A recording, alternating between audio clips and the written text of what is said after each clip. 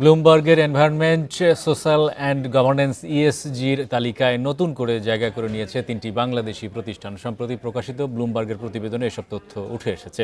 এতে বর্তমানে তালিকায় থাকা বাংলাদেশের প্রতিষ্ঠানের সংখ্যা বেড়ে 10টিতে দাঁড়িয়েছে। এর আগের বছর দেশের 7টি প্রতিষ্ঠান এ তালিকায় অন্তর্ভুক্ত ছিল।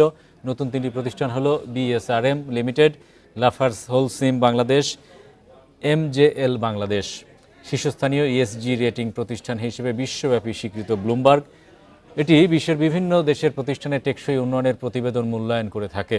এখন পর্যন্ত বিশ্বের 100টিরও বেশি দেশের প্রায় 16,000 প্রতিষ্ঠানকে স্বীকৃতি দিয়েছে ব্লুমবার্গ।